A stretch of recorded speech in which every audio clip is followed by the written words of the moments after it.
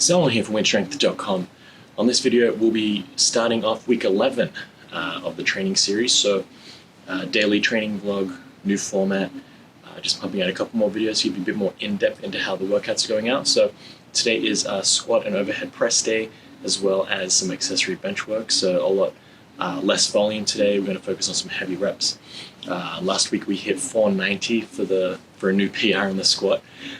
We'll see if that progress continues, and we'll see how it goes. So yeah, one tip I can start off with is to wash your knee sleeves at least once a month. Let's say that. I'll put on a gentle cycle with any of the other hand wash gentle type things you might have. I find not only does it reduce the smell that comes with these guys, but it also kind of resets the elastic a little bit. I've had these for over a year now. They started to form around my knee and leg. It doesn't really lose that shape, so it does still keep that form, but I think it does kind of bring everything back in. I do not put them in the dryer, I just let them air dry. They stand upright like that, so they'll just dry here, ready for next session. I really think they help with maintaining that rigidity in them and just refreshing them just that tiny little bit. It won't make them feel brand new, but it'll make them feel less old than they currently do after a couple of months of use. Especially if you just wash them once, I think it might degrade them slightly quicker. So I don't want to wash. I don't think you need to wash them every day or after every use, even every week. So again, I recommend once a month. It strikes that good balance between keeping them smelling fine and refreshing that elastic in them just a little bit. Running on a year, so we'll see how much longer. Actually, no, running on a couple of years now, actually, and they still feel maybe 90% of what they used to be. So I think they have a really good rate of return here. So I'm not really having to buy a new set of knee sleeves anytime soon. Maybe 2021 I'll replace them, but for right now they're holding up quite nicely.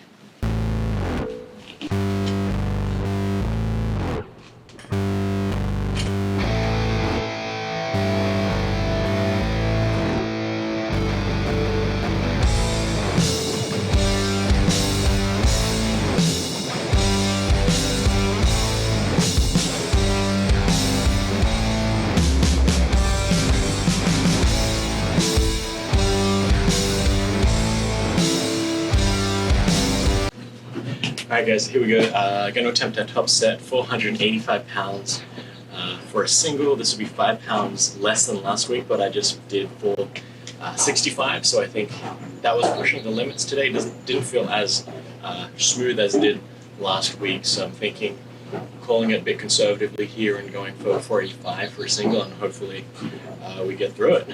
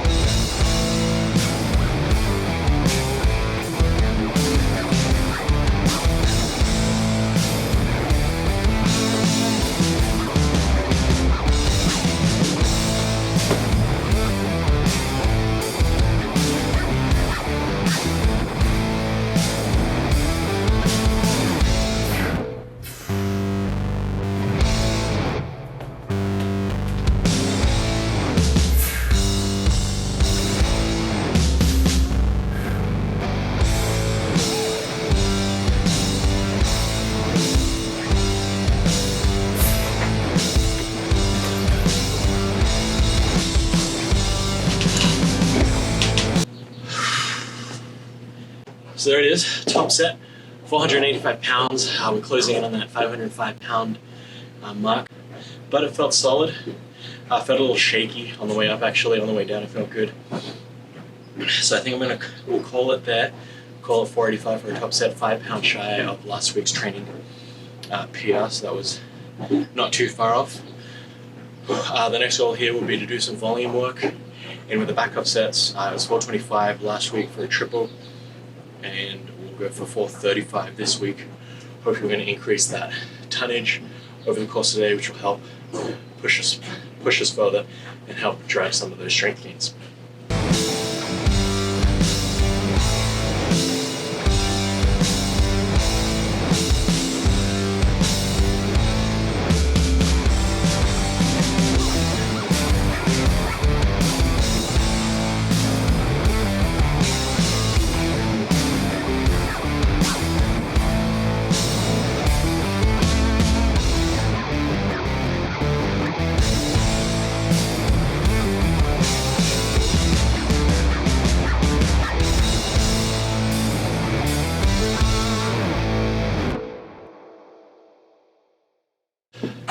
Okay, so we're about halfway through the warm-ups for the overhead press. We're working up to get into a heavy single, and we're going to do a couple of back-off sets with this workout.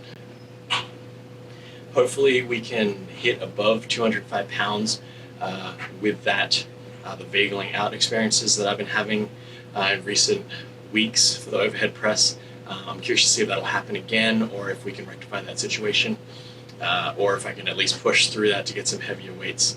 We're about 20 pounds shy of my current training PR, so about a month ago we hit 225 for our top single, and now we're back at 205 pounds. We have been increasing the volume work, so that's a good thing, but we want to see how we can go with that heavy single today.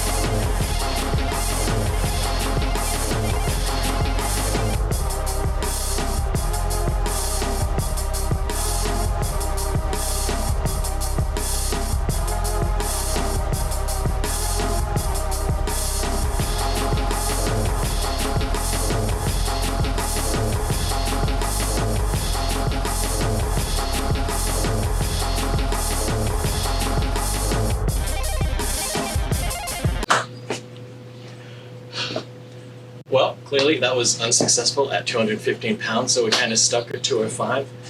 A little bit disappointed with that, just because overhead press is one of those lifts that I've been struggling with in recent months. Again, it's just going to come down to more experience with the movement and just practicing it more, I think, and that's just the way it is. 205 pounds a day. I did feel close to that max, but I just wanted to see if I could push through that. We did experience that vageling out again, so that almost blacking out phenomenon. Doesn't look like that's going away anytime soon, so hopefully today we can focus on bringing up the tonnage with the volume work, and that'll help carry over to the single rep max, or at the very least we're going to practice that movement a little bit more and work on some technique. Focus really on breathing and bracing, making sure the glutes are firing up so that we can create that tension in between and find where that weakness is. It feels like I'm stalling right around the lip height, so we'll have to figure out what to do from here.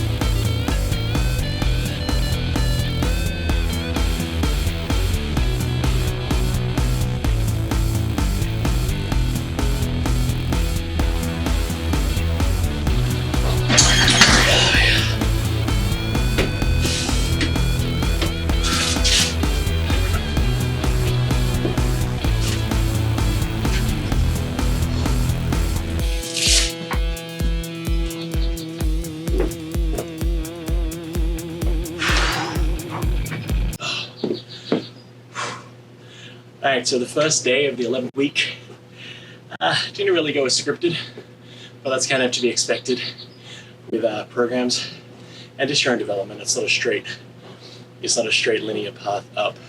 We're going to have ups and downs and a lot of not setbacks, but it's just part of the course. We can't expect to be getting stronger each and every week.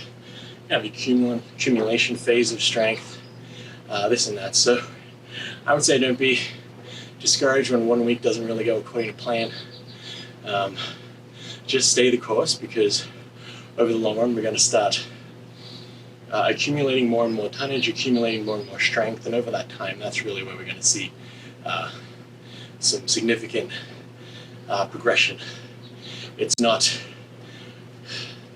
your results aren't pivotal on one workout, they're pivotal on a year of working out consistently. So when we're able to execute for the long run and really focus on working out day after day, week after week, not giving up that, not getting discouraged, not giving up that fight, we're really going to be able to see some progress. And I think that's just what today's workout is all about. Just really wasn't there. The squats, the overhead press, even the 2-count pause bench press, not the best performance, but still pretty solid. I mean, we're pushing right on that edge of where we were the week before in previous weeks. So it's not like we've slid back that far, we're just not advancing as we would like to see week to week progress. But again, that's all part of the strength game. So what I'll probably do is mix up the training this week. We'll actually, instead of doing 5 days, we'll drop down the volume again, the frequency again. So we'll go from 5 to 4 days this week. Really see if we can drive into those advances with the strength. And again, as I'm learning more about training, I need to be able to adapt on the fly, and I think that's why you should constantly be learning and constantly be researching. Turns out when we try and load up too much, we stress the body too much. We're not necessarily focusing on what we want to do. So when we're focusing right now, we're trying to focus on developing that 1 rep max strength. So with that goal in mind, it's kind of counterintuitive to have super frequent, really long workout sessions. So instead of doing 5 long workout sessions, let's just bump that down to 4. And we'll still keep them around 2 hours, but we will be able to eke out a slightly more intensity, hopefully, because we are able to add that extra day of rest and recovery in between. So stay tuned for the rest of the week and see how that unfolds. This has been Salem from WynnStrength, and remember, a better life through strength.